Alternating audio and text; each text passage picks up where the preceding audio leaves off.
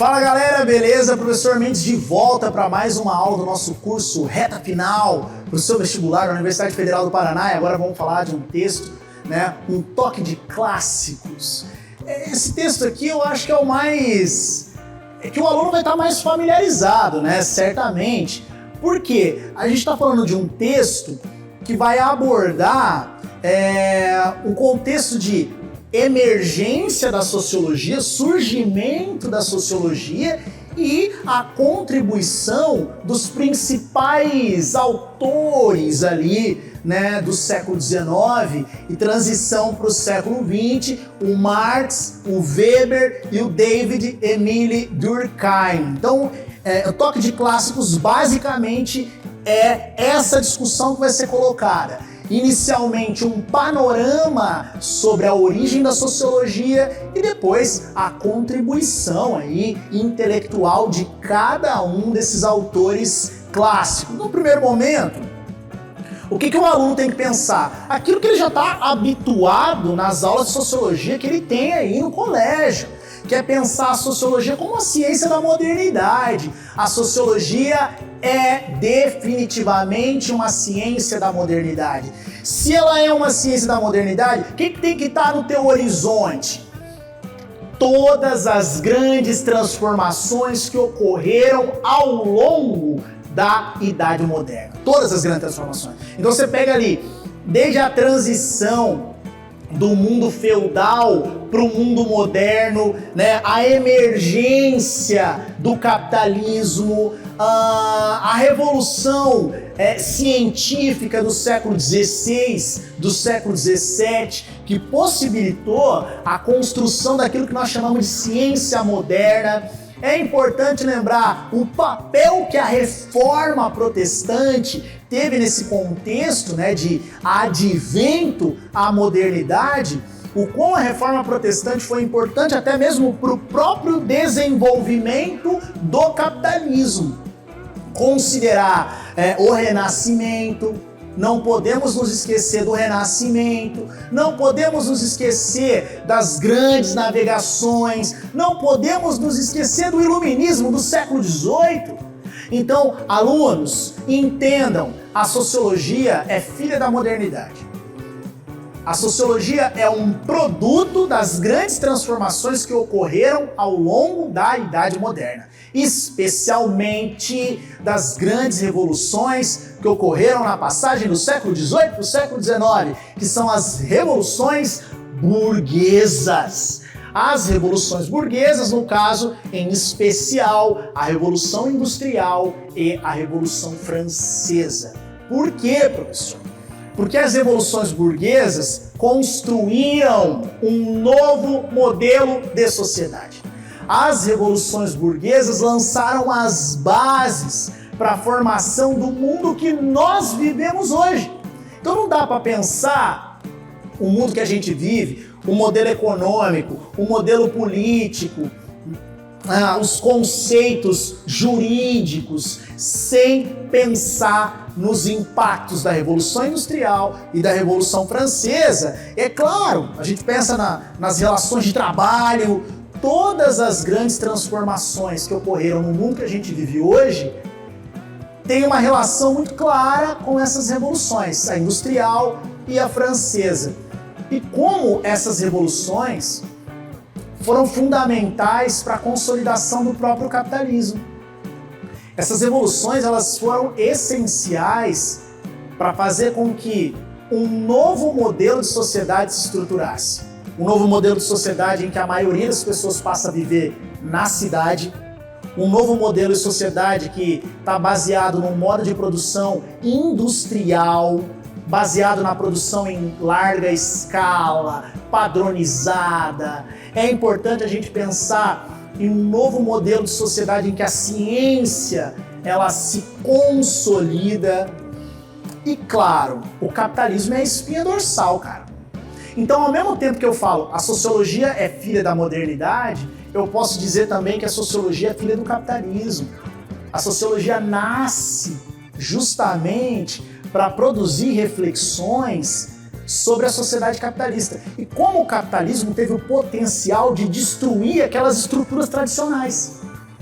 Aquelas estruturas tradicionais que vinham enraizadas desde a Idade Média foram destruídas a partir da construção da sociedade capitalista. Então a sociologia, ela nasce como uma proposta que visa gerar mecanismos de entendimento da sociedade capitalista. Por que eu falo isso? Porque às vezes o aluno fala assim, sociologia rima com socialismo.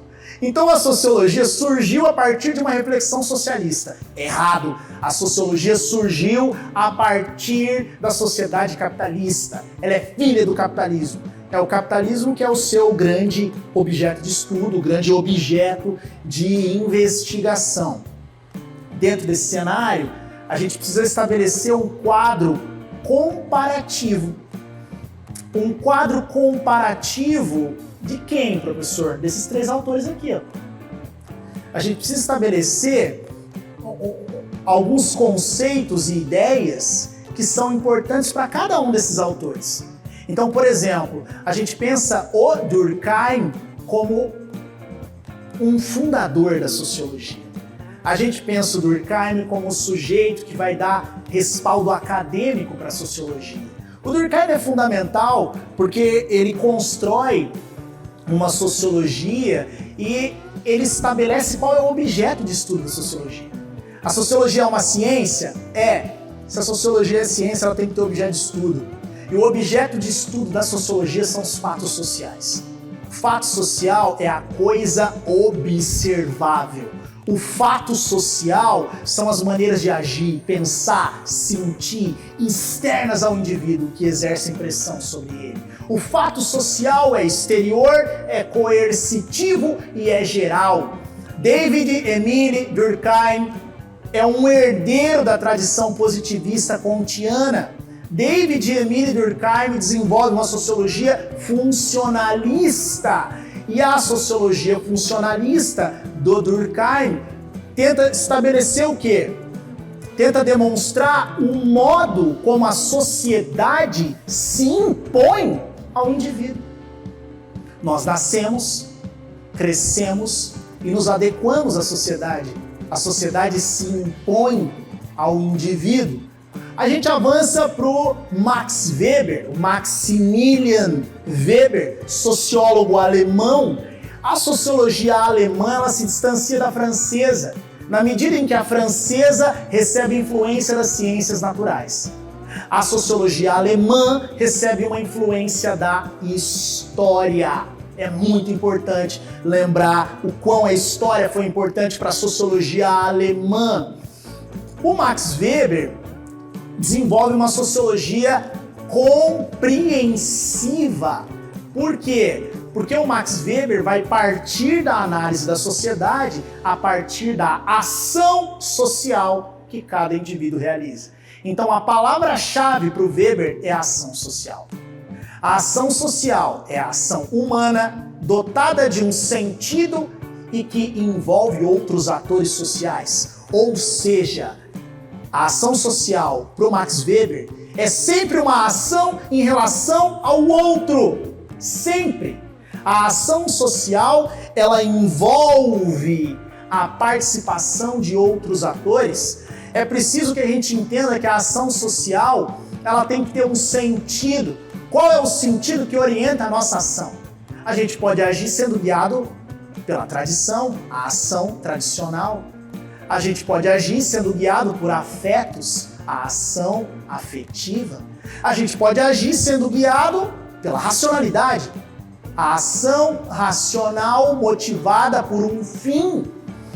Ou a gente pode agir sendo guiado pela racionalidade, mas levando em conta um valor moral. É a ação racional motivada por valores. Então percebam, Durkheim analisa a sociedade mostrando como a sociedade, ou seja, como o coletivo se impõe ao indivíduo. Weber analisa a sociedade partindo da ação que o indivíduo realiza. E o terceiro e último clássico da sociologia, o Karl Marx. Karl Marx, alemão, também tem uma influência muito forte da história. E o Karl Marx ele faz uma análise economicista acerca da realidade. Karl Marx tenta demonstrar que as sociedades humanas têm um alicerce, e esse alicerce e essa base é a economia. Portanto, Marx demonstra que a sociedade, as relações materiais de produção, ou seja, aquilo que nós chamamos de economia, determina toda a dinâmica de funcionamento da sociedade. A economia determina o modo como a política se estrutura, a economia determina o modo como as leis são pensadas, a economia determina o modo como toda a sociedade funciona. E o Marx chama isso de materialismo histórico dialético. Então, Marx apresenta uma visão materialista acerca da realidade, porque para ele o materialismo histórico dialético é uma possibilidade para a gente compreender o modo como as sociedades humanas se estruturam. Bem, nesse primeiro momento, eu apresentei para vocês o movimento fundador da sociologia, o contexto de fundação. E depois, eu tentei demonstrar um pouquinho sobre a abordagem de cada um dos autores clássicos. Marx, materialismo histórico dialético, o peso que a economia exerce sobre a dinâmica de funcionamento da realidade e, é claro, não se esquecer da crítica que o Marx faz ao capitalismo. Marx analisa o capitalismo, é o seu grande objeto de estudo, mas ele faz uma crítica muito dura ao capitalismo. Weber analisa a partir de uma sociologia compreensiva, tentando compreender qual é o significado que nós, indivíduos, atribuímos às nossas ações. Durkheim, fundador da sociologia, entende que o objeto de estudo da sociologia são os fatos sociais e que o fato social é a coisa observável e que nós, aliás, que o pesquisador deve tratar os fatos sociais como coisas, ou seja, o pesquisador deve se distanciar do seu objeto de estudo. O pesquisador não pode deixar que as suas pré-noções e visões pessoais da realidade afetem a sua pesquisa. Portanto, Durkheim alerta para uma neutralidade. É isso, galera. Muitíssimo obrigado, tamo junto e até a próxima.